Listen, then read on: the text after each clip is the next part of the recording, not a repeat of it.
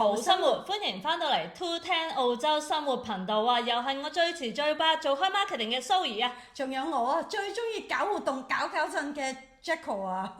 今日又係我哋啲八，唉，你睇下 Zoe 隻眼已經發晒曬青光啊，就知佢今日想講咩啦。嗱，因為咧，其實咧，我哋咧孖寶孖住好生活啦，以前喺電台咧上面咧都講過Dior 噶啦，因為我哋之前去咗一個 Dior 嘅節目啦。係，我哋亦都有嗰個 mini fashion show 啊。係啊，喺 Dior 嗰度 mini fashion show 嘅經驗啦。係。咁跟住我哋好正喎嗰個，自從嗰次之後。係咪真係就着迷咗啊？係特別見到你。嗱咩 Lady Dior，我不嬲都中意 Dior。之前你喺節目度都有講過，即係嗰個袋咧係我以前細個 dream bag 嚟㗎嘛。咁我當然即係叫做走去買咗佢啦。小夢想成真咗啦。我當然做人有好多大嘅夢想嘅。你個小夢想成真咗，你前排好似仲拎住佢出街喎。前兩日咯。前兩日。去波嗰陣時候。你知唔知嗰日？即係我覺得個袋咧，其實都襯好多唔同嘅衫嘅，都因為我特登咧買咗個中 size，唔係買大又唔係買細，所以咧你好多個場合咧都適合用嘅。不過你知唔知我嗰日幾唔係我痛心，係應該人哋痛心。咁好明顯呢個袋咧係真係好襯呢啲嗰啲加拉甸娜波啊，好formal 嘅衫啊嗰啲。因為我見到有人孭，我之前見過有人孭，你諗下戴安娜、王菲都係孭佢，我點會唔孭佢咧？咪係咯，你係小王妃嘛？點啊？係王妃定係王妃？你中意啊？你又唔係謝霆鋒？係喎，我係謝霆鋒嘅粉絲，從細愛到佢愛到大㗎啦。跟住係啦，跟住我嗰日啦，見到有個人啦，唔係見到我個袋啊。係啊，好搞笑啊！你嗰個反應係突然間好大反應，哇！點解嘅？因為咧，我見到地下激動係跌咗落地喎，有個就戴安娜王妃袋。係啦，就跌咗落地，跟住我心諗。做咩飛到咁遠啊？跌咗落地，即係有時去波，有時人哋即係坐借我個位嚟坐下傾下偈啊。坐都會跌咗落地嘅，會唔會啊？你唔會好錫住佢嘅。我會嘅，睇下有幾咁粗魯啦嗰日。跟住嗰日，咁我唔係，因為我喺第二度去完人哋度傾偈，跟住翻嚟見到個袋咧飛咗落地喎。有個 Lady Dior 袋咧就飛咗落地，嗰個袋係同我個袋咧貌似一模一樣嘅。哎呀死啦，講咗先穿咗添，跟住就一模一樣嘅。其實連個 size 都一樣。係個 size 都一樣嘅。連個顏色都好似嘅。哦。因為嗰晚嘅燈光各樣嘢射落去嘅時候，係啦，咁啱嗰晚嗰個 moment 嘅燈光係藍色咯。係啦。跟住我就見到個袋飛咗落地，差唔多嗱喺個即係同我位隔離嘅位置再過遠少少一個身位，我心諗邊鬼個咁粗魯啊！真係想打佢咯，頂啊！係啊！你坐完我位唔緊要，你飛咗落地袋落地我都唔緊要，算啦。你冇飛到咁遠啊嘛，大佬啊！我真係心諗，哇！真係打實佢。如果有 cameraman 咧影住你嗰個表情咧，同你嘅激動嗰個情緒咧，都幾好笑。佢係突然間打我咗嚟嚇，哇！點解我個袋飛咗咁遠嘅咁咯？係啊，跟住你望真啲，咦？唔係喎，我個袋仲喺個位度喎，即係唔安全啦。怪錯人。咁呢個咩嚟嘅？係呢啲係人哋嘅。係啊，呢啲就係個位隔離嘅女士跌嘅，咁佢個袋咧，係啦，隔離台嘅女人跌咗。係啦，佢嗰個袋都好靚，佢個袋係珍珠銀色，跟住佢條裙咧又係珍珠銀色嘅，好襯好靚佢嗰個袋。跟住我望真呢個袋嗰個 charm，佢有個 charm 喺度。跟住我個袋冇個 charm 啊！我嗰一下先知道個袋唔係自己嘅，因為個燈光好似我個袋咧就淺藍色嘅。係。跟住佢咧就係銀色，但係咁啱打落去嗰晚嘅宴會嘅燈飾係藍色嘅。就佢嗰反應真係超好笑，係。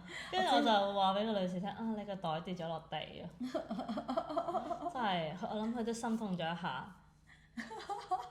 但係佢嗰個袋真係好好襯嘅。哦，係啊，珍珠銀色呢個真係超好襯袋，呢個色都好襯，下次真係可以入手。但係咧，你知唔知咧？Dior 啦，今次出咗呢個新嘅fashion show 啦，啱啱巴黎嘅 fashion week 啦。係咁咧，佢有幾個袋咧都好靚咯，又係用呢啲 Dior 個 shape 啦，但係佢就擺咗好多唔同四葉草，跟住佢個四葉草咧仲係粉紅色嘅喎，跟住咧佢仲有唔同 shade of 粉紅色喎，你諗下燒到我咧，哇，好靚！跟住咧，上次呢個粉紅控又嚟啦。上次 Jonathan 啦已經攞咗個蝴蝶結啦，係。擺喺嗰度啦，已經係好 cute 啦，將個袋。其實咧真係想為咗個蝴蝶結咧再買咯。可唔可以淨係買蝴蝶結啊？唔得啦，又係。佢好似有個 charm 係蝴蝶結，即係用嗰啲量身嗰隻尺咧，跟住打咗個蝴蝶結嘅煲咯，都係粉紅色嘅，都好靚，咁得意。好靚，嗰個 charm 都好靚。哇！同埋今次咧，佢呢個 fashion show 啦，秋冬系列啊嘛，叫做 Fall Winter 2026啦。其實佢係 top fashion 入邊嘅 one way show 嘅 share of the voice 好高分嘅喎。係啊，佢今次咧，其實我都估到係啲，我唔 surprise 喎。你唔 surprise 啊？因為第一啦，佢係第一個 fashion week，佢係基本上係第一個 show 啦。係。咁跟住咧已經係咁你知道八卦，成日碌 social media 㗎嘛。我唔知點解咧，我成日都碌到呢啲嘢㗎，真係好想咧 social media 係咪好想我使錢咧？係。頂啊！好明顯啦，知你中意啦。真係成日喺度燒我，做乜啫？人哋唔睇，你都係碌俾人哋睇嘅。咁我通常咧見到 Jisoo 啦，Blackpink 嘅 Jisoo，即係去親啦，我就知道哦又有 show 啦，頂又係要睇啦，又要洗你腦啦，又要洗淨你嘅荷包啊！冷靜，深呼吸。雖然今次真係好靚，今次真係我話俾你知，今次係覺得仲襯你多啲咯。哎呀！你知唔知我睇住個 fashion show，我話哇，如果呢條裙着喺 Sorry 身上係好，你有冇 FF 我得唔得啊？你可唔可以唔好 FF 我啊？你有老公㗎，我都有老公㗎，大佬。唔係啊，你真係嗰日話要奶我。有咩？我唔記得喎。所以你奶吧。奶係國語係來吧。係啊，叫我奶你。你冇 FF 我啦，唔該。你冇誤會啊！啲國語太差。但係唔係佢今次咧，佢嗰啲咁嘅碎花啊，嗰啲我哋講翻啦，今次啦，其實佢呢個係好特別嘅喎。即係未講佢啲衫有幾靚，一講啲衫好靚咧，佢隻眼就開始，哇係啊，發晒癲啊！即刻。咁佢個 share of voice 咧點解咁勁咧？第一就好明顯嘅原因，都唔使講其他啦，就係靚咯。係，多謝你一個字總結咗啦。OK，finish 啦，散會，下次再見。佢今次有個統計，有個網站做個統計啦。佢 share of voice 咧係12.4%，係所有嘅 social media 上面最高嘅。跟住 LV 僅次咧就大概好似8點幾個 percent 啦。咁你諗下，都走遠咗咁多喎。有一段距離。有一段距離喎，咁你就知道啊，佢呢個 show 係好多亮點可以講啦。但係一個好想講嘅亮點，可能係佢啲衫係有幾咁靚啦。我覺得佢最特別咧係用咗啲幽默感啊。因為我之前都同大講過啦，Jonathan 係一個北愛爾蘭人啦，其實係英國，佢喺倫敦度讀設計㗎啦。咁樣咧佢咧同埋佢之前讀過 drama，咁咧佢咧即係叫做好有幽默感啊！佢點解英國人咧係可能咧？你有冇睇 Mr Bean 咧？嗰傻傻嗰個咧，嗰種幽默感喺度咧，黑色幽默，同嗰個巴黎嗰種浪漫感咧係有少少唔一樣。佢咧就輸入咗啲幽默感落去呢個 fashion 度，令成個高級嘅時裝咧令到佢好笑咗，同埋即係有啲衝擊啊！有個叫做Art of One， 即係唔係樣樣嘢咧都跟你常規 lace 襯到絕咁樣嘅。佢咧就要有一個衝擊出嚟，例如佢個袋啦，佢青蛙包啦，今次佢個青蛙包又係好叫做好 signature 一個 item 啦，成個 show 裏邊。咁咧佢係一個綠色嘅好似綠色一隻青蛙咁攞住啦，跟住咧佢嗰個邊咧就有啲金屬，佢成個圈咧圓圈咧就一個金屬。你睇落去咧，你又會覺得個袋好浪漫、好靚、好，跟住咧你又會覺得其實 it's kind of fun，it's cute。咁你每一件即係其實你有個 signature 喺度，你亦都有一個即係叫做你着完一身好靚嘅即係好 elegant 嘅衫出嚟，有一樣嘢好 cute 出嚟，好有嗰個衝突感啊。係反差啊嘛，反差係啦，呢個反差係啦，好似你話齋衝擊，係啦，咁樣嗰樣嘢成嚿嘢先至突出咗。係啊，即係你又係一個 talking point 啦，即係你知其實我哋青蛙大佬。你知我哋平時去波啊，其實個個人都着得好靚啊，好 formal 啊，好靚。咁其實靚嚟靚去都係咁，但係你突然之間有樣嘢好突出咧，咁啲人咧就會攞住你呢嚿嘢咧，係咁講啊，係咁傾啊。咁其實有好多時咧，叫做 topic 就係咁樣嚟啊。係，好似你咁係咪？去 Dior 或者 Hello Kitty， 呢個 topic 就即刻嚟啦。係啦，人嗰陣都買。掛緊 Labubu， 係啦，你就走去掛 Hello Kitty， 係啦，真係另類啲嘅你。咁因為 Jisoo 中意 Hello Kitty 啊嘛，Jisoo 又係代言人，我亦都中意 Hello Kitty 啊嘛。咁因為我見到成日 Jisoo 都擺隻 Hello Kitty 落個 Dior 袋，呢啲 Dior 袋度啊嘛。咁我中意嘅嘢係要掛我中意嘅嘢，所以嗰陣我買 Labubu 嘅原因，我有買嘅，但我冇入你咁入坑嘅，因為咧其實因為我一定要留翻啲位咧，俾我啲 Hello Kitty 掛。如果唔係，咁佢係一個 trend 嚟㗎嘛，個 trend 過咗就係過咗咯。我未去到熱愛啊嘛，但係 Hello Kitty 係由細都熱愛嘅嘢嚟㗎嘛。哇！你好專一啊！我真係咁。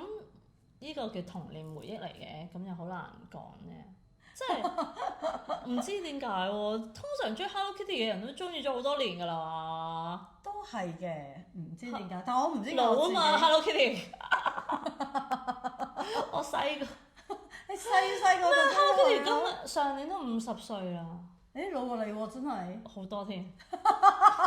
係，我知你18啦，今年。19歲。今年19歲，咁你咪叫 Francesca？ 又嚟。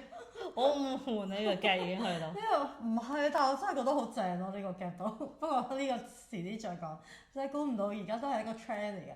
香港翻到香港必須要打卡㗎，地鐵。葵興。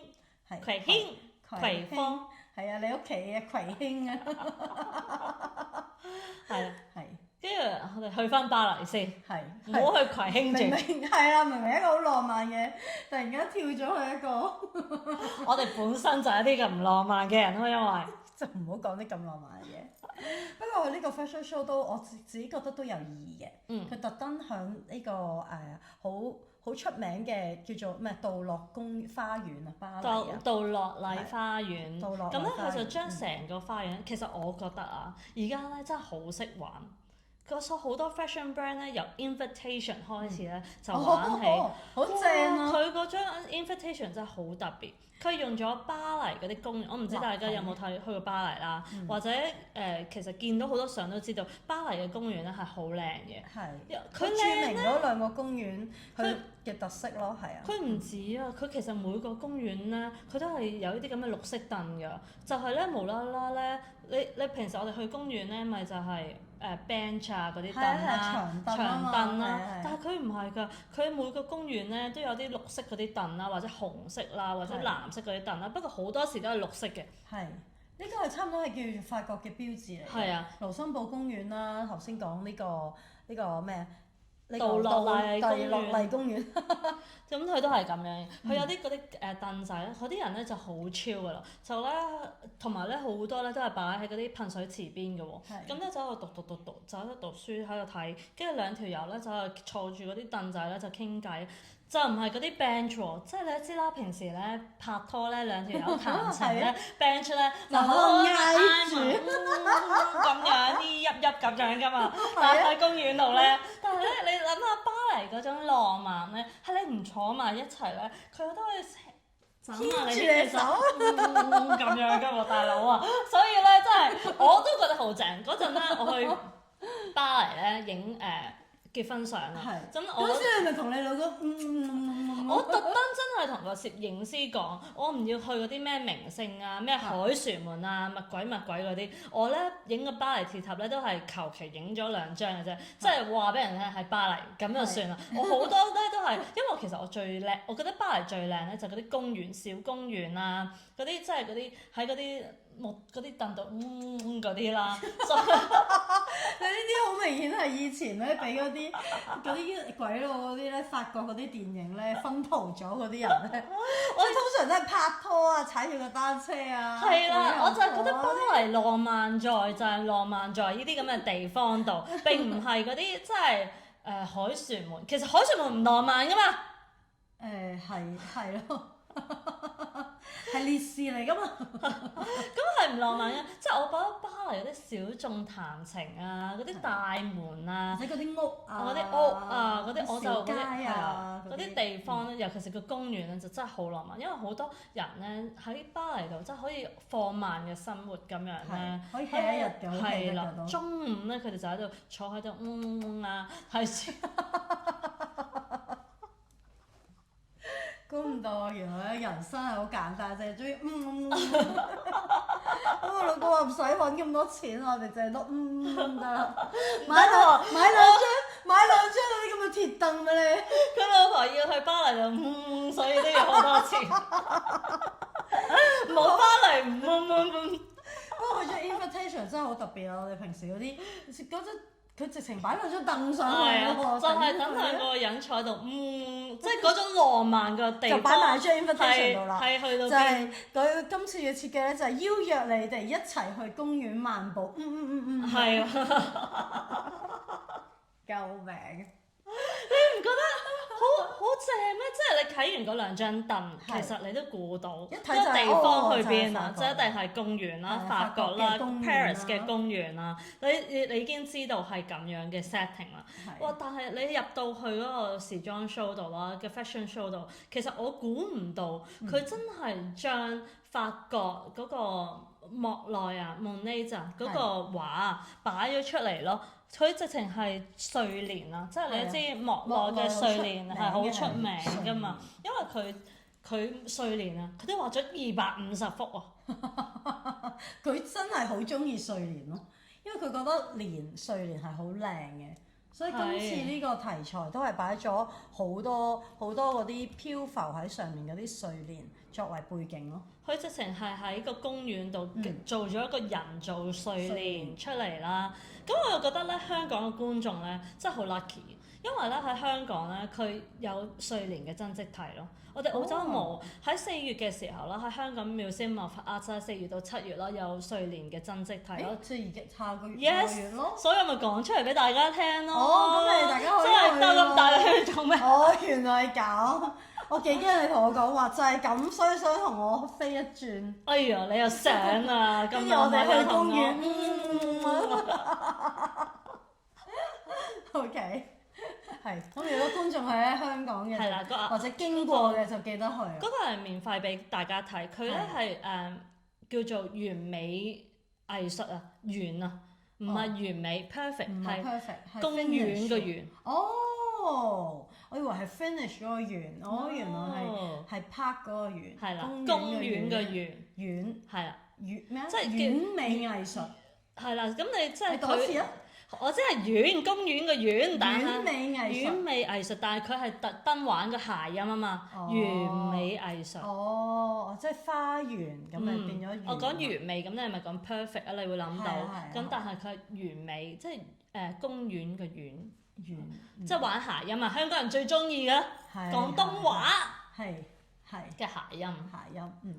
好有意義喎！即係話佢個 art 嗰度嗰啲全部都係啲圍繞住啲公園嘅題材啊，中國啊，中國睡蓮啊，蓮花啊，佢有好多唔同嘅 art，大家都可以留意下。咁我哋而家又飛翻過去巴黎先。再翻嚟，我哋而家今日飛嚟飛去啊！香港巴黎，香港巴黎，香港巴黎。仲有識你？頭先已經講咗啦。嗱，如果飛香港睇完呢個園美藝術之後咧，記得去葵芳打卡咯。我仲要唔係喎？如果俾我啦，我去完園美藝術的話，我會即刻再去即係而家因為佢係 ready to wear 啊嘛，Dior 呢個 show，即刻去買嘢，去睇下佢今年嘅新裝，感受下。係啦，如果你荷包脹卜卜咧，就可以完美嘅結局就係買晒翻屋企啦。不過真係好靚。嗱，你咁樣睇完個莫內嘅真跡之後，再去睇嗰個 fashion， 即係去 Dior 個店度去感受下嗰個氣氛。你話係咪真係唔同啲？係好唔同，即係會有more understand 咯。係啦，因為今次 Jonathan Ellison 咧，佢係其實向呢個莫內致敬嘅，所以點解我哋一路講佢個 background 啊，去公園啦，跟住有 chair 啦，跟住有呢個睡蓮啦，因為莫內最出名嘅睡蓮系列啦，所以其實係一連串嘅喎。係啊，成個好似啲文化藝術咁嘅喎。我覺得有即係法國嘅標誌。莫內其實係一個好老死咗好多年嘅畫家啦。佢好長命嘅。佢都80幾歲嘅，但係你諗下，佢係將我覺得其實咧，我覺得 Jonathan 咧有一樣嘢好叻，佢係我之前都同你講啦，佢係一個北愛爾蘭人啦，佢去到巴黎咧。佢點解會用呢個公園呢張凳咧？其實咧，佢係用一個 tourist 嘅身份，去用一個遊客嘅身份，佢覺得遊客坐喺呢張凳度，即係去感受巴黎。佢唔係當自己，佢唔係扮自己一個巴黎人。即係咧，即係好多即係 fashion 嘅嘢，即係 Christian Dior 呢個 brand 係一個巴黎好出名嘅品牌啦。即係喺二戰之後。係啊，而家變咗做奢侈品牌啦。之前係時裝。係啦，係一個好奢侈嘅品牌啦。咁佢就唔係一個扮巴黎人嘅角色擺落去，佢唔係我 have to 覺得巴黎啊點，我就係用一個外者嘅身份，即係一個 tourist 嘅身份去感受巴黎。所以佢俾兩張凳嘅原因就係咁，佢真係都覺得巴黎係一個放慢嘅地方，亦都係俾你坐兩張凳，都係俾你感受呢個城市，感受呢個文化。你會見到咧，巴黎咧係無啦啦好多凳嘅，喺條街度咧，喺啲 cafe 咧，佢都係咁樣咧，啲凳咧係向街嘅，佢唔係咁樣望住兩張凳咧，好似我哋真係其實。我哋去到羅馬都係啊，啲凳咧全部往外向嘅喎，個個都中意望住條街嘅喎。我哋唔係噶嘛，我哋中意對住人啦，對張台啦，或者對住啲某啲嘢。總之圍住張台嚟坐啦。佢哋唔係嘅，佢係咪咧都係一張台，跟住咧就兩張凳咧就係對住條街㗎啦。無論條街咧係有多車啊，定係有景啊冇景啊，都係咁樣對住條街嘅。呢啲咪就係叫感受生活咯，即係巴黎嗰種感受生活放慢節奏咧。的確係，即係我上集講嘅，即係要學一個 slower，慢慢去接受，慢慢去感受，唔係接受，慢慢去感受生活。好多人咧，而家好多時咧都冇去慢活啊。係啊，因為大家都好匆忙啊嘛。你咧，好似你啱啱先問我，喂，你日日喺屋企做咩㗎？好似好多嘢做㗎喎，停唔到㗎喎，屋企嘅嘢好似做嘢都做唔完㗎喎。跟住或者工作上嘅嘢都做極都做唔完㗎喎。跟住要學嘅嘢又永遠都學唔完㗎喎。咁但係其實人生係真係需要一啲俾翻啲時間俾自己，重新去聆聽下自己究竟身體上啦，或者思緒上啦，各樣嘢放慢翻落嚟，嘆杯咖啡，整個香薰咗，即係。relax 下，或者飲杯玫瑰花茶養顏嘅，跟住好似你話齋敷個 mask 啊，做下啲美容儀啊，咁即係應該係對自己咁講，對自己好啲。應該留翻30分鐘俾自己。其實咁少嘅就原來。其實應該好簡單嘅。夠嘅。你做唔做到啊？好簡單。等我諗下，翻去試下先。真係。我覺得留30分鐘其實係應該嘅，我哋要學識呢樣嘢。我諗我同你啊，每一日兩個人有30分鐘左右，你唔好同我講嘢。我哋而家開始30分鐘，我哋兩個唔好傾電話，唔好再傾公事啦。馬拉松啊！唔好俾你老細老闆唔係俾你老公串啊！係你老闆。係啊。你哋講電話馬拉松。講完未？仲未講完嘅長途賽嚟嘅呢個。係啊。即係講10年都講唔停啊！係啊，就係工作同工作啦，工作狂變態。係啊，唔講八卦，唔講其他嘢，真係講。Anyway 啦，我哋要慢活啊嘛，我哋學下 Jonathan 點樣慢活。因為咧，佢其實咧，佢真係你以為佢好忙啦，係我之前都同你講過好多品牌新啦，有 Dior 成個掌舵人啦，係跟住又要有自己嘅 Jonathan 嗰個品牌啦，跟住仲有要同 Uniqlo 合作啦。你諗下佢咁忙，但係佢竟然咧，你知唔知佢除咗做呢個 show 之外啦，即係秋冬季個 Ready to Wear 啦，咁咧佢喺1月嘅時候咧，佢 launch 咗個咧叫高訂 Couture 嘅嘢，咁咧點解係每一個法國即係高級嘅品牌咧都會做一個咁樣嘅高訂？你咩叫高訂啊？我哋就會問啦。係咪 tailor make 啊 ？Yes，就係高級定製啊。高級訂製，即係之前我講 Dior 嘅高訂，大家一定會知道嘅就係叫做 Angelababy 套婚紗。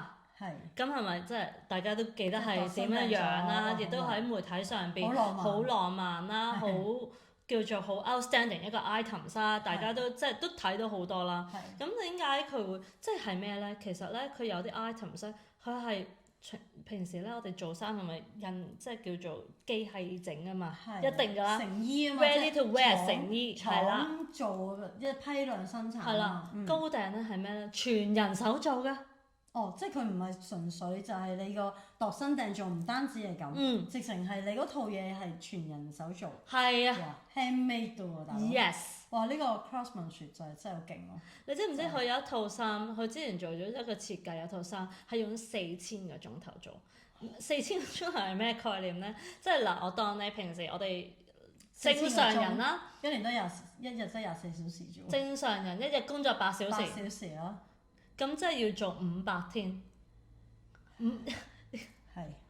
500。即係多過你一年喎，大佬做。一年365日唔放假。哇！年幾啊？500日啊嘛，365日。年幾啊？年半啊！係啊。黐線。即係你唔放假，你都要做年半喎。4000個鐘。咁佢點啊？一年。咁佢梗係唔係一條友做啦？就做一件。佢成個 show。That's why 咧，平時咧好多設計師咧做高定咧都差唔多，佢哋個行規大概個零月做啦，咁成條 team 做啦。咁咧嗰個高定咧，通常咧就係賣俾啲闊太啊。哦。即係 Angelababy 啊嗰啲等，即係人哋有啲咩波去啊嗰啲。買嗰啲就係我嚟做嗰啲嘅，但係咧佢唔係喎，佢用呢個高訂咧係嚟咗一個叫做 lab 啊，即係叫做 叫做 research and development 呢個。類似嗰啲研究所。Yes。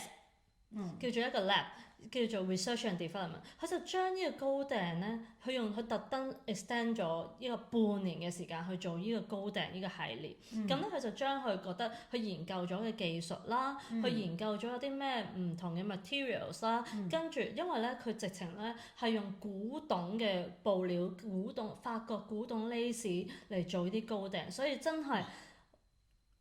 One and only，每一件 piece 咧都係一個叫做藝術品嚟嘅，大佬唔捨得着喎，着咗上去一勾咗咪好深咯，佢用16至18世紀嘅 lace 嘅布料去做喎，佢真係分拆咗佢再做喎，即係叫做文化嘅延續。冇乜人咧，佢係會咁樣做嘅。其實我想同你講，因為。第一啦，手攞啲布料都要時間啦。第二係用嗰個布料，即係用唔用得又係另外一回事啦。襯唔襯你個衫啦？跟住或者擠咗上去咁耐世紀嘅布料，係咪即係佢係舊款啊，定係淨係舊布咧？舊布。哇！將嗰塊舊布再重新設計，再重新俾個 definition 佢，再重新俾個另一個 life 佢喎。哇！係好大陣仗喎呢個！呢件事係好大陣仗，所以佢用咗半年嘅時間去做啦。跟住佢做完之後，即係呢個係佢嘅 R&D，佢將高訂成為佢 R&D 嘅 development。跟住佢好好嘅咧，即係你可以話佢點解佢會要同 Uniqlo 合作咧？其實佢個人嘅性格，我覺得都幾好。咩都得㗎喎嚇！平時咧做完啲高訂咧，係咪真係俾闊太睇啊？係啊！你嚟買啦，你。呢個好貴㗎，呢個係古董嚟㗎，買啦咁樣。但係佢唔係喎，你知唔知佢點啊？佢將佢擺喺博物館度免費俾大部受全部人所有人鑑睇，賞係啊，佢就覺得呢個4000年嘅歷史，Dior 嘅文化，Dior 嘅 DNA 係要俾人哋知道。佢其實喺呢個掌台嘅過程，我覺得佢係一個好有內涵、好有修養嘅掌台人。佢第一，喂，其實每個做掌台人啊，一定要咩啊？賺錢係賺錢啦，一定要咩數啦，係咪啊？ KPI 係啊 KPI 啦，但係佢除咗要或者呢個創新咯，你 fashion 就係啦創新啊你，iconic 創新，你最後個 number 個數字唔喺度，都係 nothing，係都係會俾人炒嘅。但係其實佢真係好有藝術，好有藝術家嘅嗰個涵養啊，或者佢個內涵係真係藝術家嗰種性格咯，完全係。係啊我唔係為咗錢嘅，我就係為咗藝術。 No，我就覺得佢唔係為咗文係，化。我反而覺得佢係將呢件事咧更大嘅宣揚出去，更加多人知道 Dior 呢種fashion 嘅 DNA，而去 appreciate 佢嘅 craftsmanship，跟住令到佢 ready to wear 嗰個 exposure 嗰個更多人留意，即係佢個呢個係佢 kind of 嘅一個 marketing 嚟嘅。但係佢嗰個但行呢一步係好深嘅底蘊咯，係啊，即係突然間覺得咧，好似將 Dior 即係本來已經係一個好長係歷史好有歷史嘅品牌，佢將呢一樣嘢加深啊，即係種落去每一個人嘅 DNA 入邊，將 Dior 呢樣嘢就係我哋係好有文化承傳歷史嘅一個品牌嚟嘅。係啊，佢想將呢個種落嚟，跟住先至再係啊，大眾睇完之後，跟住再用呢個咁 ready to wear 去即係叫做 modify 咗佢，令到呢樣嘢我有呢啲咁嘅 design，有啲係高高在上嘅，但係 ready to wear 咧，係咪咧？大眾都可以着。第一同 Uniqlo 係算係叫crossover 嘅合作啦，即係佢第一就做咗一個叫做 education，第二做咗文化承傳，第三就做到 marketing，係咪一舉三得啊？Kinder 出奇蛋咁啊，一次過滿足晒3個願望，真係一個好叻嘅人咯，我覺得，所以佢其實咁後生可以做到咁嘅掌台人，其實佢真係叻咯。佢係1984年出世，我諗40零歲，40頭，yes，係咪好 smart？好 smart，同埋再加埋佢今次咧呢個公園嚇，頭先講呢個莫洛麗公園咧，其實杜樂麗公園啊，其實佢咧今次呢個係一個修復公園嚟嘅。因為歷史好悠久嘅公園，所以佢今次咧係同羅浮宮一齊協助一齊去修復呢個公園。即係 Dior 佢都有修復。Dior 同羅浮宮一齊合作去修復公園嘅其中一個部分，去做呢一個 fashion show 咯。所以佢真係好 smart 啊！佢將你頭先講嘅高定啦，佢將好耐以前歷史嘅即係做成一個 lab 啊，一啲 lace 啊呢啲咁嘅歷史文化承傳落嚟嘅 fashion 啦，跟住再將呢一樣嘢修復咗呢個咁有歷史悠久嘅公園，同羅浮宮合作，咁變成咩啊？即係話每一個人去到呢個公園嘅時候，都會諗起佢係城市文化嘅推廣嚟嘅。係啊，亦都好有意義啊！因為其實呢啲咁嘅公園啊，羅浮宮亦都係一樣好有歷史嘅嘢，好知名嘅嘢。咁佢就變咗又同社會一齊去做一啲嘢係更加好。佢將時尚咧，即係叫做 fashion high end fashion，更加去街頭化。街頭文化咧，唔係話即係 cheap 嘅嘢。大家唔好成日覺得街頭文化係一個 cheap 嘅嘢。其實講真啦 ，Chanel 都會有好多出滑板啊、snowboard 嘅嘢。其實而家我覺得文化係冇 cheap 嘅。即係就算你話講夜王講咩夜總會，我都唔覺得成件事 cheap 咯。我覺得佢嘅導演叻在咧，就係可以令到成套戲係講好似好低，即係俾唔好介意啦。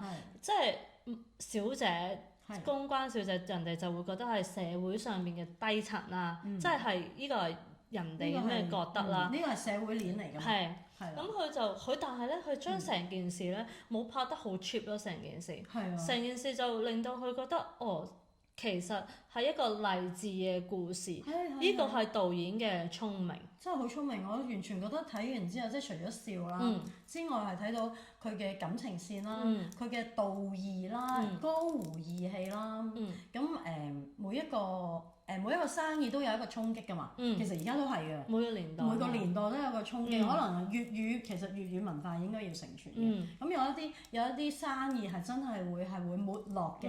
咁但係沒落之前，佢哋都會係掙扎㗎嘛。即係佢好呢個導演係演繹咗呢一樣嘢出嚟咯。所以我都覺得咁佢今次呢個 fashion show 亦都係一樣係由文化社會嘅歷史去將佢延續落去咯。因為你講真啦，高定其實都係一個叫做係高級咗啦，其實瀕危工業嚟㗎。都可以咁講嘅。因為好蝕錢㗎嘛，大佬，你都講得4000個鐘頭先做一件。係啊。咁點啊？你唔使食啊？佢嗰啲手工刺繡啊、手工皺摺啊、嗰啲羽毛嗰啲工藝，全部係一個 Dior 裏邊嘅文化嘅背景 DNA 度。但係其實 to be honest，佢係一個好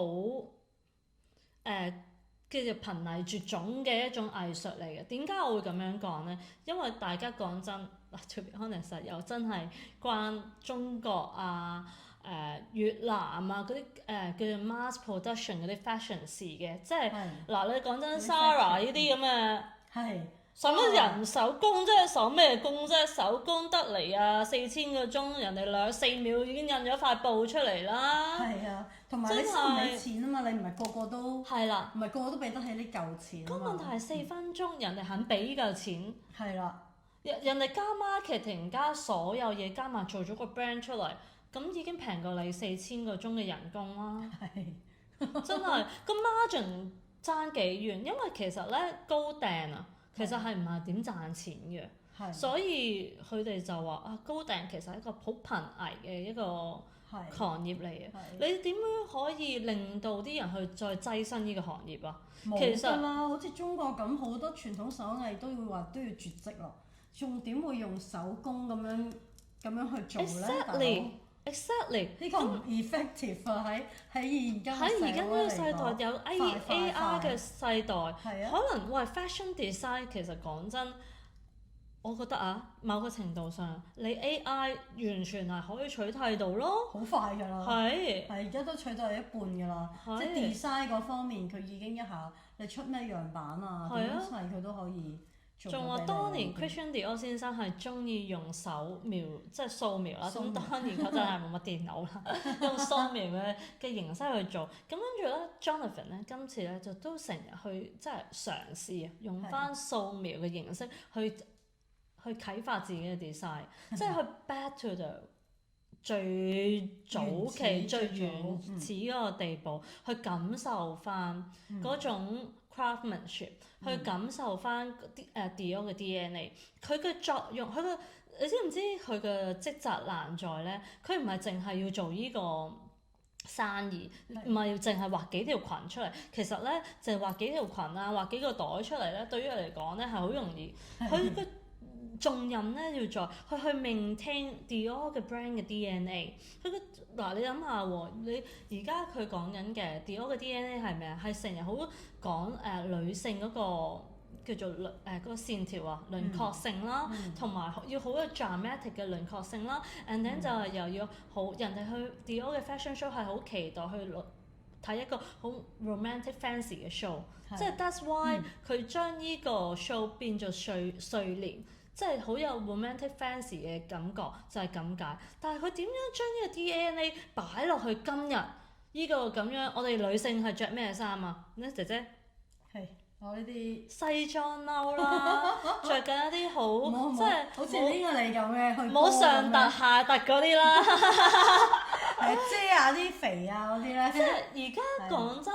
佢嗰個線條、嗰個塑造、嗰個輪廓性，因為以前 Dior 係用好多布料啦，一件衫係用布多到阿媽都唔認得啦。但係而家講咩？講緊輕型喎。係啊，唔好咁臃腫啊！唔係話以前咩幾多成套衫啊，成套衫跟住又要紮胸啊、紮身啊，跟住又着好多件，再 layer，唔係呢隻咯。唔係呢隻，但係 Dior 嘅 DNA 就係依樣喎。佢點樣將 Dior 嘅 DNA 去演化到今日，但係你係又要覺得我係用緊 Dior，因為其實品牌嘅承傳係呢啲咁嘅高級，即係時尚界上邊好注重嘅一樣嘢。你成日有新嘅 designer，但係佢一定要用到個 brand 嘅 DNA。係，即係佢唔可以話跳躍得太過過咗，變咗你嗰個品牌唔係嗰個品牌，成嚿嘢就唔一樣。係啦，咁即係啲人就會覺得嚇好 confused，好 confused 嚇呢個明明係 Dior 嚟喎，你跟得落即佢就冇咯，佢就係跟照翻 Dior 不嬲以嚟嘅 DNA 係點樣，佢再演變翻而家點樣可以輕盈啲，亦都做得到。所以今次呢個 fashion show 我自己覺得好成功嘅，我睇完之後覺得係好靚。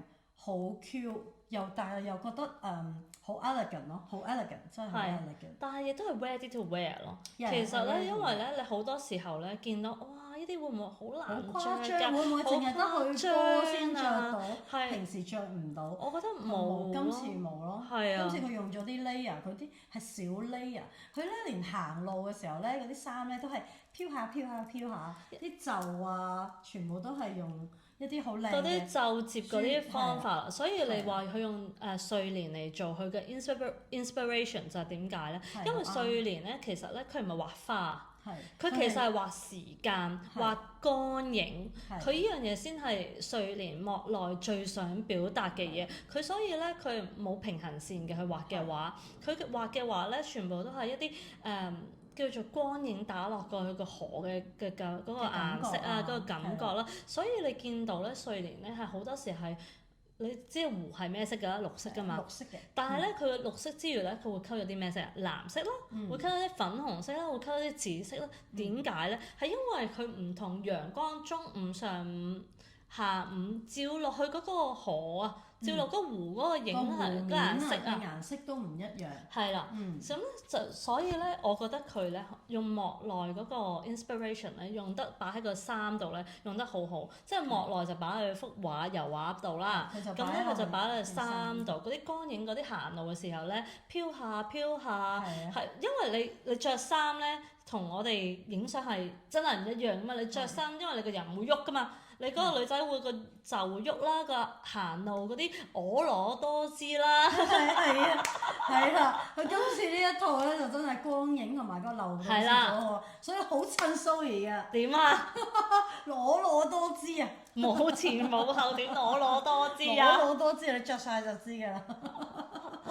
下次我哋再有即係叫做嗰啲 fashion week，即係自己有自己嗰個 show，好似上次 Dior 嗰個咁樣啦，可以再試下咯。試下跟住點樣行 catwalk？我唔識啊。其中一個 model Zoe，唔係上次都講咗啦，啲 model 真係好靚。係可以摸㗎嘛？我知道。唔係摸下啲衫。係啦，可以摸下啲衫啊！唔好周圍同人哋講去摸人哋啊！你係周圍摸人哋啲衫。係啊。佢仲要除俾我睇啊！除件外套俾我睇啊！好正啊！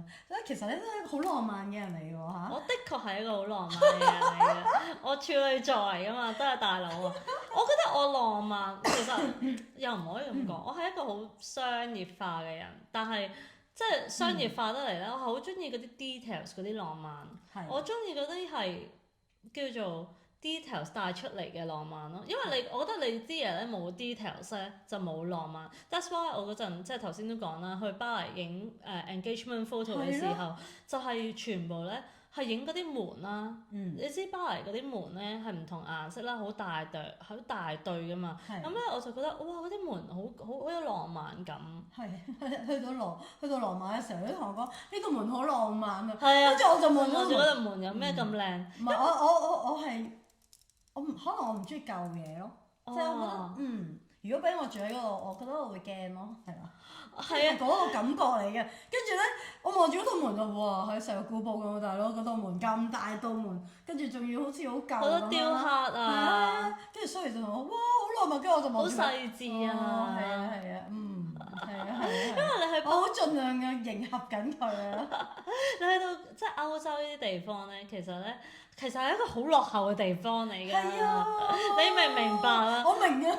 你去到巴黎，你見到嗰啲屋咁靚啦，你以為嗰啲係住宅啦，但係其實有啲係叫做商業樓宇，有啲 office 咧喺裏邊嘅。佢哋咧係會咧無啦啦咧冇咗冷氣嘅，而夏天咧因為嗰個電。我覺得好搞笑咯！你同我講話，因為法國有就係好多好浪漫嘅屋仔啊，啲門啊又好特別嗰啲，跟住我就以為好似你話齋啦，嗰度係好似某一條街係特別啲嘅，咁樣啦，咁但係原來唔係嘅，原來佢成個法國都係咁嘅 Paris 成個城市都係咁樣嘅，所以咧係即係去到好啱。咩任何一個地方拍嘅嘢都係一樣樣嘅。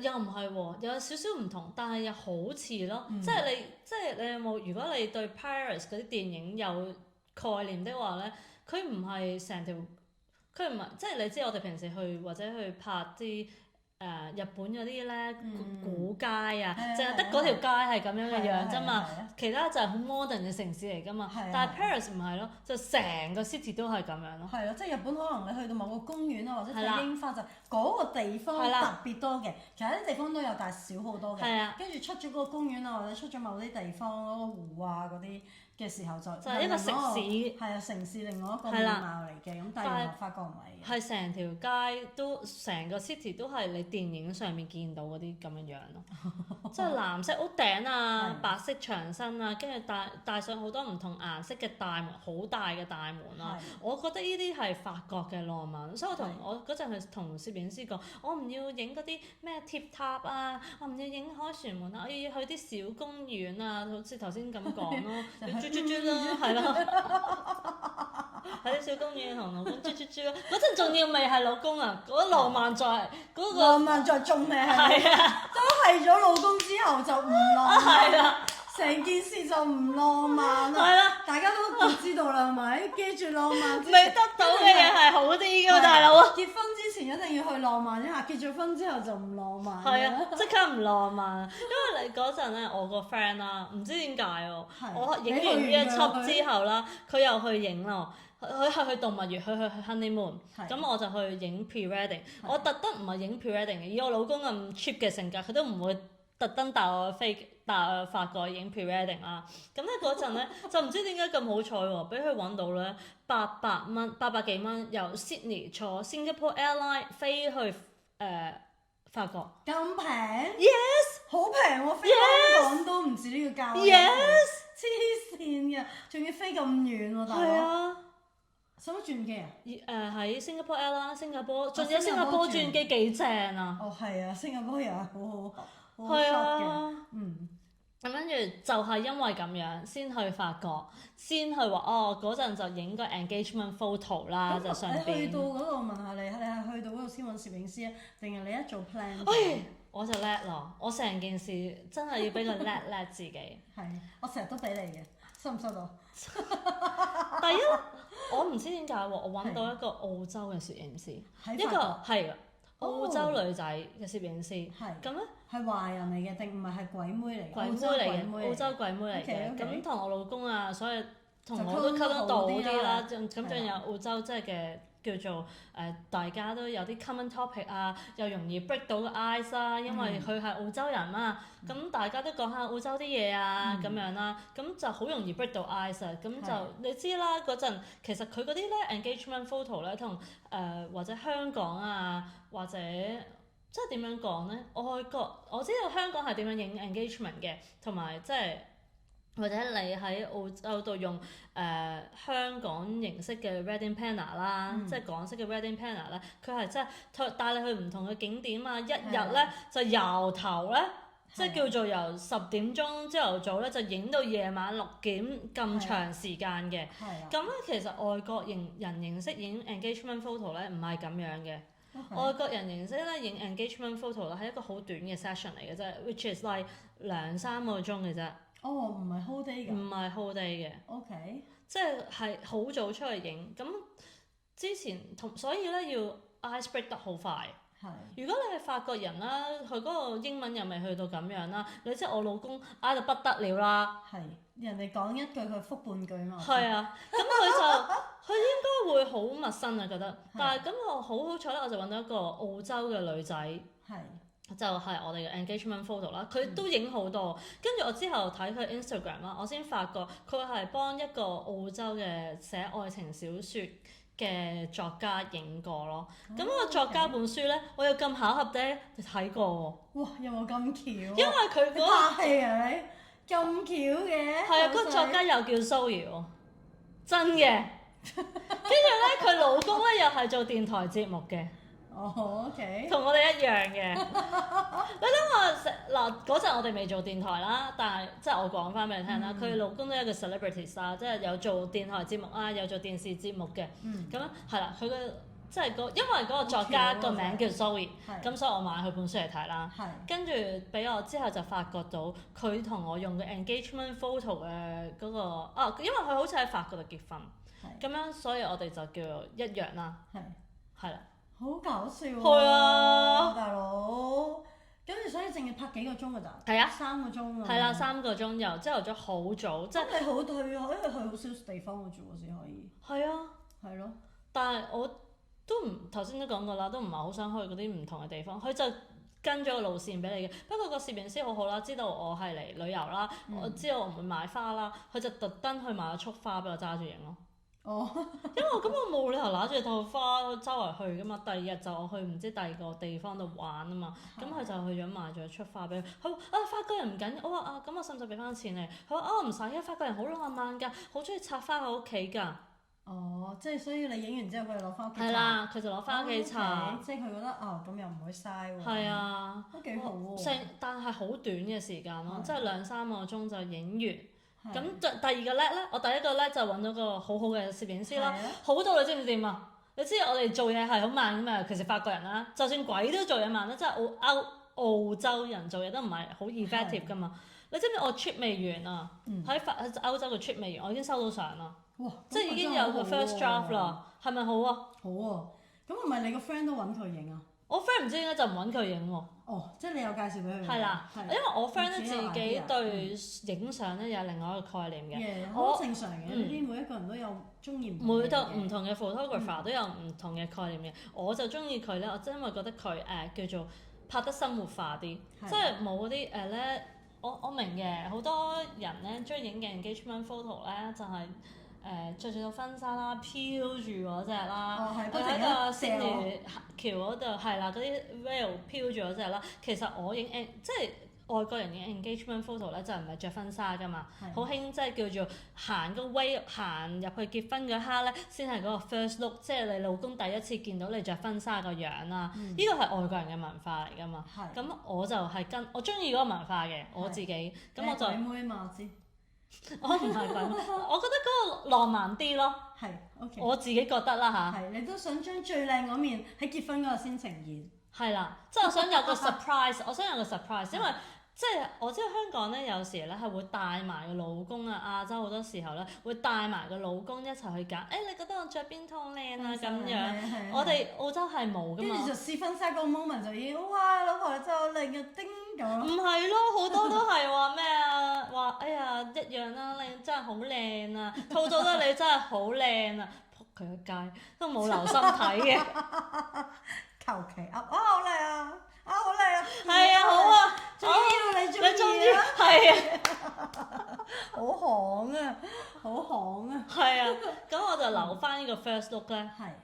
我以前都講過做過婚紗店啦，咁我都係好多喺澳洲咧，我啲鬼妹咧，全部咧都係留同啲 girls 啊去買嘅，或者同媽咪啊、同阿姨啊去買嘅咁樣。我就同我閨蜜去買嘅套婚紗，咁我就。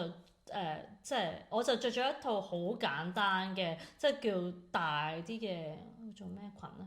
即係半截裙咯，白色為主嘅就去咗影咯，所以就冇係着婚紗，所以成個 look 就好即係 engagement photo 咁樣咯，因為同即係香港式嘅 engagement photo 有啲唔一樣。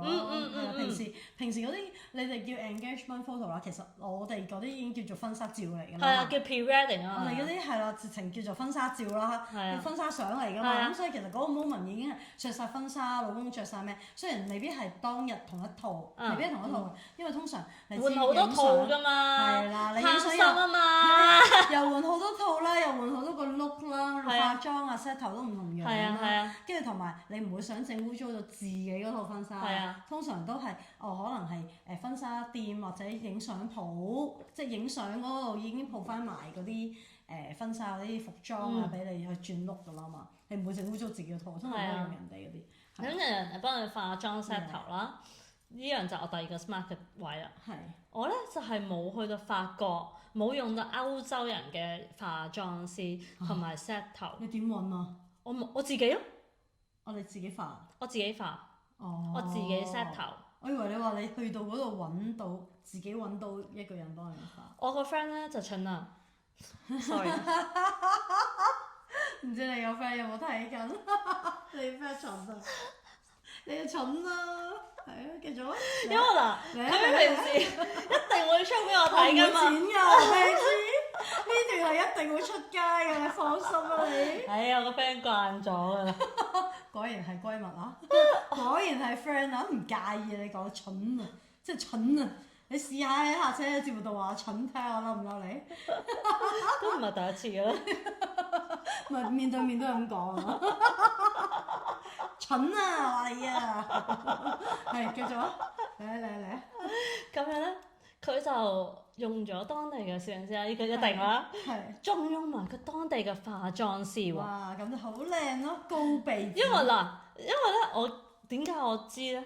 因為我問佢，誒點解你冇俾啲相我睇啊？咁樣就白㗎嘛。點解你冇 po 啲相出嚟啊？你做咩唔 po 啊？咁好慘喎！因為佢平時會 po 㗎嘛。即係好唔滿意咯。係啊。哦，好慘啊！即係想化喊啊！妝化得佢係好醜樣咯。係咪因為其實外國人嘅審美眼光同我哋真係好唔同啊？因為外國人睇我哋唐人嘅樣咧係唔同嘅樣。我覺得我哋好扁㗎。你又好扁。唔係啊，鬼佬睇我哋唐人真係覺得我哋好扁嘅，所以我唔知幾時深烤都試過。點樣我哋會好扁啊，大佬？佢哋覺得我哋口扁鼻扁咁咯。你唔係啊！真係有個我唔記得咗我幾時化過一個妝咧，真係揾個鬼佬化我唔記得咗發生咩事啊。anyway 啦，總之佢化完個妝咧，我自己望住自己，呢個係邊個？邊位啊？跟住咧，仲有咧，佢嗰啲咧咩？我終於知道咩啊！中國有一句説話咩？只可以遠觀，不可以近望。點啊？批鬥咗一尺粉都上去。批鬥咗一尺粉之餘咧，佢打陰影打得好深㗎。即係佢咧要將呢個位咧畫得好深㗎，即係真係完全係燈台嗰個 shadow 嗰個位，即係你會突然間覺得個鼻真係就兩行嘢。唔係遠睇咧就係哇你個鼻高咗、尖咗嗰啲啦，跟住又削咗嗰啲啦，但係近睇咧係好似烏哩馬茶好似 dirty face 人哋飲 dirty coffee 咁樣，搞污糟咗塊面，跟住一條啡色咁樣，我知啦，係。其實唔係鬼佬，唔係叫鬼佬嘅，嗰啲叫做扮鬼佬嘅妝啊。哦。喺中國咧歐美妝。係啦，咪好興影嗰啲咁嘅話叫寫真啊，即係唔係話除晒衫嗰啲寫真啊，嗰啲叫做 art photo 嗰啲咧，咁咧佢就會咁樣化㗎啦。跟住我睇完就好驚啊！你可唔可以同我重新再做過？跟住佢啲為咗打陰影啦，佢就會打深啲咯，即係啡晒嘅咯側邊，跟住個鼻呢度又會啡晒，跟住呢度突然間就會尖咗白咗唔知咩，跟住個下巴咧又會咁樣好似兜兜地嗰啲咧，即係我會覺得似你係咪想我扮巫婆啫？我請你食蘋果，我嗰個造型就係請你食蘋果，跟住隻眼咧又化到好 spooky eyes 啊，跟住咧啲mascara 整到好長嘅，黐晒假眼睫毛啊。係啊。跟住佢就話俾我聽，就係化完之後佢話呢個叫 Barbie 中意。face 喎，但係我就唔識欣賞。唔識欣賞。烏當當嘅 Barbie face。咁我咧就用咗自己個化妝嘅方法。咁我諗我平時化妝都唔係好醜樣啫，即係平時都係咁樣見人㗎啦。咁我都接受到咯。At the point，咁我應該都會接受到嘅。咁我就用翻我自己平時嘅妝容咯。哦，就去化咯。可能你個 friend 係驚咧，有時影相咧要有翻啲輪廓啊嗰啲，佢就想揾人化咯。咁即係我哋，咁你着到咁靚，你冇理由個妝好淡㗎嘛。我哋淨係識化淡妝，你係叻啲咯，你識化濃妝。我都係即係搽翻啲顏色落塊自己塊面度咯，都係求其搽啲顏色上去。好慘啊！你個 friend。係啊，好慘嘅。因為我哋之後，你有冇影相有冇睇？我冇喎。最後都冇俾你睇。係啊。咁真係好差啊！大佬，錢就使咗咯，即係以後要跟住你咯。唔係，要跟住你去做，即係可以 follow 住你帶我哋去玩。咁我都覺得係有人識得自己化妝嘅，即係覺得冇信心嘅。咁我哋即係啱啱啦，又係有個朋友啦喺歐洲度結婚啦。咁佢本來咧都係諗住用當地嘅化妝師嘅。跟住咧。佢就試完妝之後啦，去到歐洲試完妝之後，我覺接受得唔對嘞喎，大佬，救命呢個醒喎！目啲喎，起碼佢有試妝，佢唔係即刻一嚟就。咁佢結婚啊嘛，哦佢唔係去影相啊嘛，咁佢結婚已經去過嗰度好多次，佢又要睇場地啊，又嘟啊，咁結婚使嘅 budget 同我哋真係去影相使嘅 budget 又係唔一樣噶嘛。咁但係我 friend 最後都係醒，佢喺呢度 ship 咗自己嘅化妝師過去。我覺得佢真係醒好多。係真係爭好遠㗎，鬼佬化妝係啊，同佢鬼佬同我哋即係睇鬼佬睇我哋同我哋自己亞洲人睇自己係唔一樣。我哋係中意面大眼大大啊，Q Q 地啊，佢哋就中意 sharp 啊，叫做有啲叫做女人味啊，鼻高啊，下巴尖啊。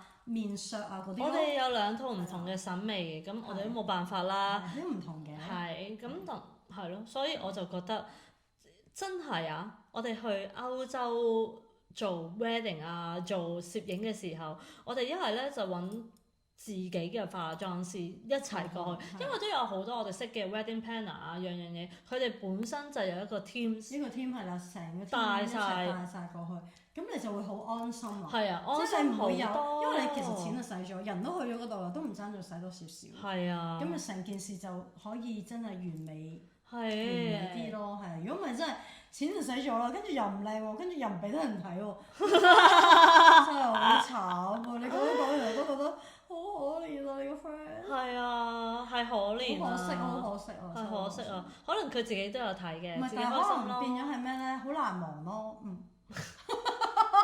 難忘即係等於明星一樣啫嘛，紅粉又係紅，黑粉又係紅粉又係粉，黑粉又係粉，即係難忘嘅好嘅又係難忘，差嘅都可以好難忘咧。我覺得係啦，我唔識講，佢成個 experience 我唔識講啊。好慘，係慘嘅 experience 嚟嘅，但係佢又帶咗好多衫過去影，佢又即係帶咗自己，即係叫做佢嗰陣已經結完婚啊嘛，咁佢有條好多衫係啦，佢帶咗佢第二套咯，即係我哋平時咧 wedding 嗰陣咧 wedding dress 係一套啦，跟住後尾之後叫做咩 first dance 嗰度 dance 又一套，佢帶咗成套衫落去，佢影完翻嚟係真係唔想用嘅，咁我都覺得幾慘。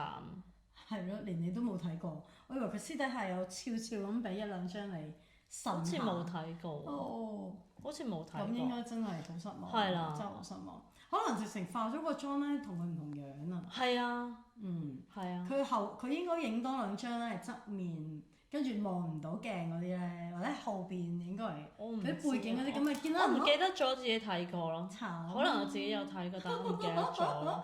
係，我都覺得有時真係要，我自己都係嘅，中意用翻啲相熟啲嘅朋友啊、團隊啊，咁樣嘢都會安心啲咯。係啊，你會唔會揀自己化？喺你嘅 situation 度。咁我又未必會，唔係應該咁講，因為有少少唔同嘅。你嗰個咧係casual 啲嘅，因為你唔係真係 wedding，你唔係着到好隆重啊嘛。係啊。我始終都係覺得嗰樣嘢嘅，好隆重嘅時候你就要化啲好濃嘅妝。係啊係。你好 casual 嘅時候就唔該你化翻啲清淡啲嘅妝。係啦。咁我冇理由着住套婚紗，即係我係嗰啲我係傳統人嚟嘅，係我係中意拍婚紗照嘅。所以我會係着晒晚禮服啊，着晒婚紗去影婚紗照咯。咁所以我覺得 set 我會係我連 set 頭化妝我都做齊晒嘅，係兩個人嚟嘅通常都。哦。係啊。你嗰陣影咗幾耐啊？哇，whole day 啊！我知啊，係咪好攰啊？腰都斷。超攰，成個人翻到屋企梗咗個面，因為我仲拍埋 QVB 啊。哦。係啊，QVB 嗰啲個樓底啊，又係嗰啲咁嘅窗啊，唔係綠色窗啊，佢啲地下花咧又上，即係根本就係樓梯又行過，上面望影上嚟，下邊望落去嗰啲全部影齊晒。哦。你就拍咗一個 location。唔係啊，仲拍咗雪梨橋啦。即係我最唔中意嗰啲明星一日遊。係啊，嗰條雪梨橋仲拍埋 Opera House 啦，跟住條裙飛起啊嗰啲，即係最唔中意嗰啲我齊晒咯。係，所以我同你係另外一樣審美眼光又係唔同嘅。我覺得我係傳統嗰啲嚟嘅，因為我覺得你 casual look 咁你平時都可以拍啦。你就結婚啊嘛，咁啊結婚梗係要拍齊晒，要話俾人知你喺澳洲咯，就係咁。That's it，係真係 memory 嚟嘅，係自此之後咧就從來未喺嗰啲地方再拍過影個相。真係啊！喺嗰個 Bridge 下邊咧，即係嗰啲一路跑住一路笑嗰啲相。哎呀！我哋仲去埋沙灘添啊！哇！嗰張相好值得留念㗎。點解？我老公孭住我着住套婚紗仲孭得起啊？喺度跑啊！係啊！之後都冇。阿陳生條腰冇斷到啊！當年我係好瘦嘅，如果大家認識我嘅話，都知道我曾經都係一個嬌俏可人嘅小妹妹嚟得。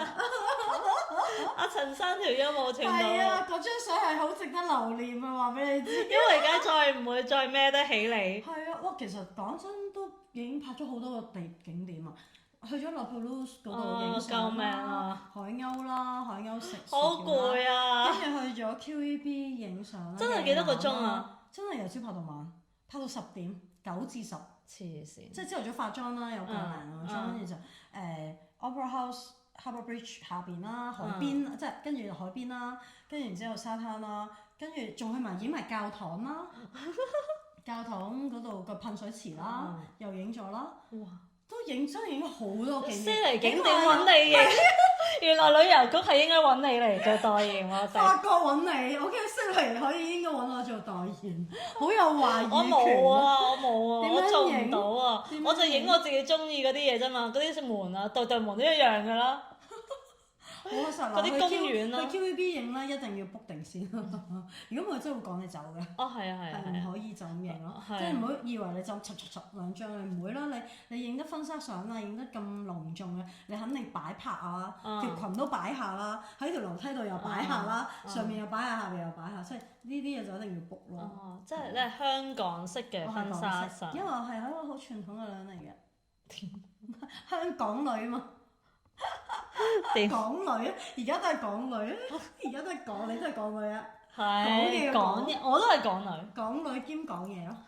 唉，我覺得成個即係結婚啊，去法國，其實我哋都係好應該去法國。咁同你，我以為你話想好應該同我去法國結婚啊，大佬。你係想？不過唔係歐洲真係有另外一番風味嘅底蘊。係啦，即係好似我哋朋友咁樣，去到歐洲結婚，去到羅馬，去到嗰個叫咩 Amalfi Island 嗰度，哇！真係好靚。係，佢每一個教堂仔啊，其實雖然係好舊啊，所以都好似睇落去好有 history 嘅文化嘅背景咁，但係佢其實真係好靚咯。個問題係尤其是咧，我覺得歐洲人咧好多時好細個咧就俾嗰個文化個根韻咧去洗咗腦。我哋有啲唔好彩嘅。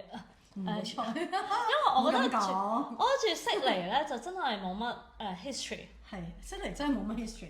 係啦，即係澳洲就真係冇乜 history，但係喺法國度咧係真係好多 history 啊，好多背景啊，好多叫做博物館啊、藝術館啊，好多。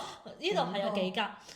喺我法國真係好多，好誇張。跟住咧，佢哋咧係好細個，即係我唔係我個女嘅 age 喎，再細個啲，即係4歲到，即係薰陶到咯，已經真係有呢個藝術入心入血㗎啦，已經。佢唔係阿爸阿媽帶你去喎，你本身個地方已經有好多啦。因為佢係學校 excursion 帶你去喎，真係叫做咁細個小朋友已經係俾呢啲文化去即係叫做洗腦啦，可以叫或者係薰陶啦。咁歌咁難聽，薰陶係好聽啲係嘛？呢個係薰陶，你中文真係好嘅啫。係啊，啲粵語文化嚟㗎嘛，我遲啲要教你粵語文化咯。嗰啲真係叫薰陶咧，我覺得係好難得咯，所以我都想帶小朋友去歐洲嘅，但係小朋友太細，佢未識，要大啲咧，佢有感覺就會。係啊，同埋今次佢呢個原來咧，佢呢個 fashion show 咧入邊咧，你知道 Dior 咧其實有張凳咧係16咩嗰個叫16路易16啊，嗰陣時嗰張凳嘅風格嚟嘅。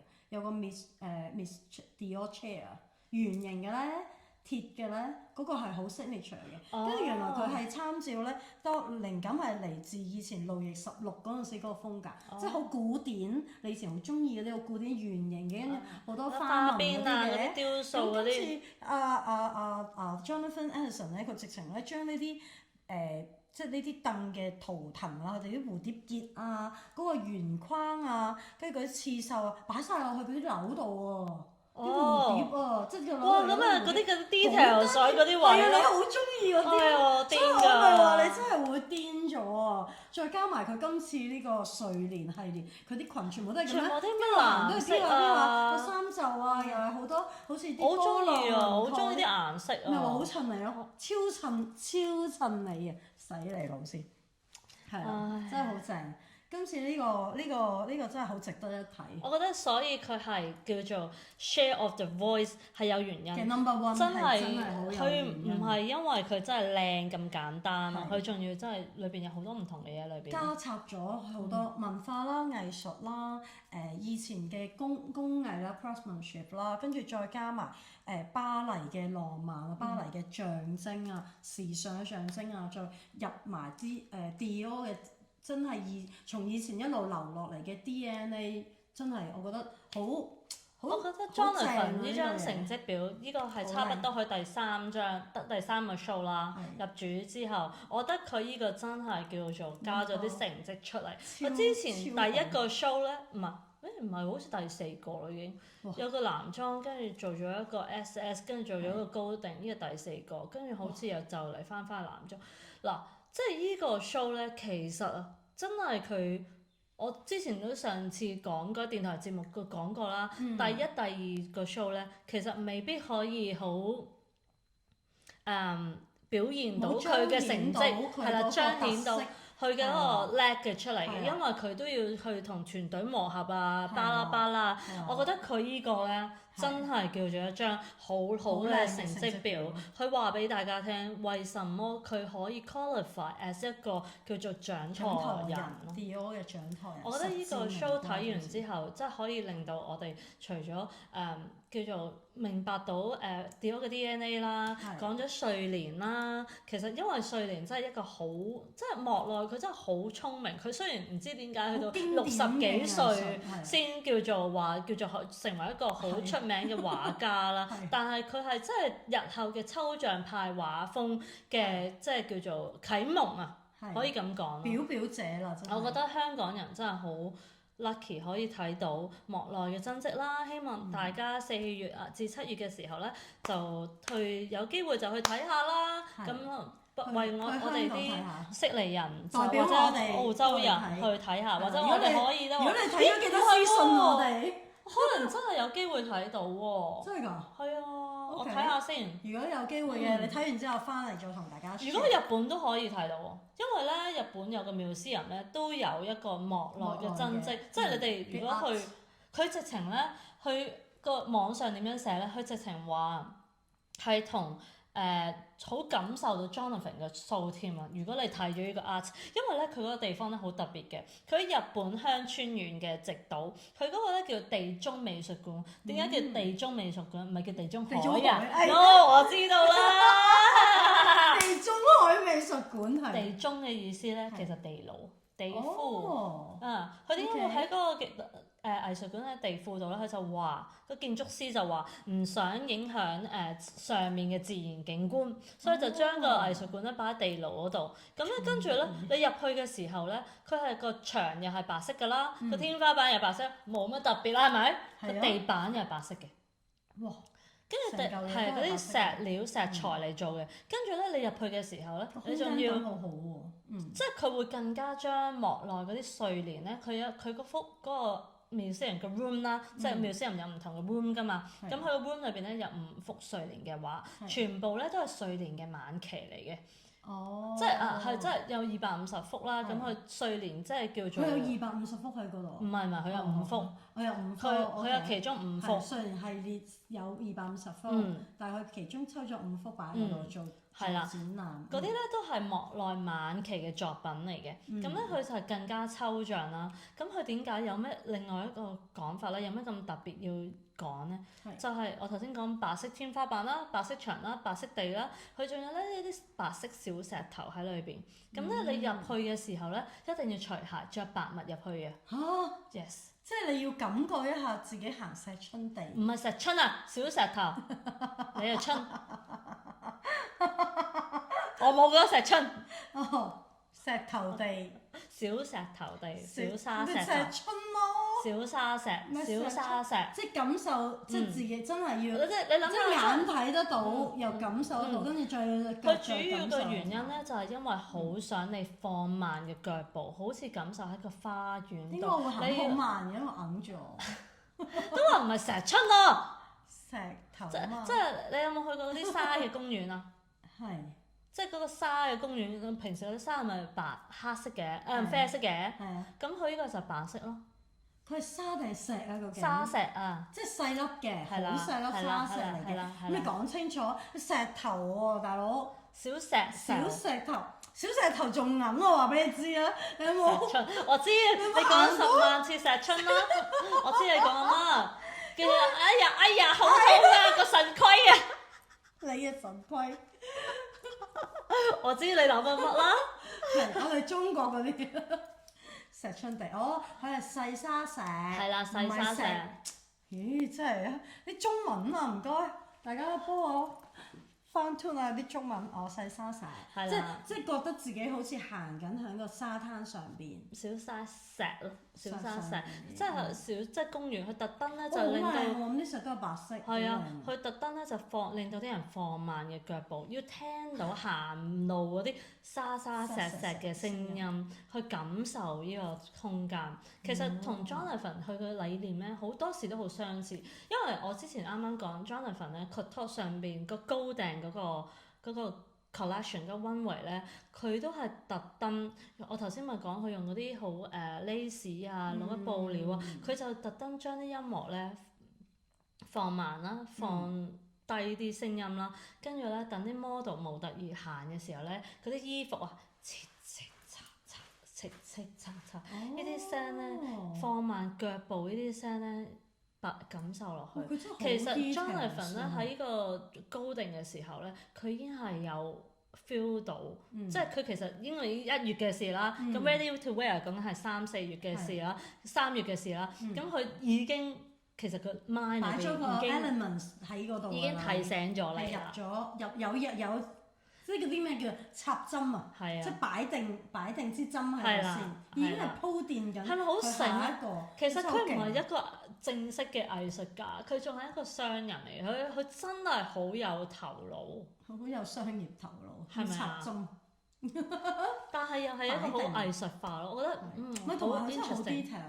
即係你諗下，你每一樣嘢而家之前好興啊嘛，話 luxury 係 5 sense 啊嘛，即係你個感官由眼啦、耳啦、聽到、聞到、摸到、望到夾埋一齊，嗰個先係真正嘅 luxury。佢真係擺晒呢啲 elements 落去。好犀利，好犀利！我哋今集講到咁多先，我哋下次再講。記住 subscribe 我哋1年會有2個節目嘅1個星期，係啦，就嚟有第3個，有你哋嘅支持的話，多啲 subscribe、share and like 咩啊？CLSS comment like share and subscribe。OK， 好，記住啦，拜拜，下次見。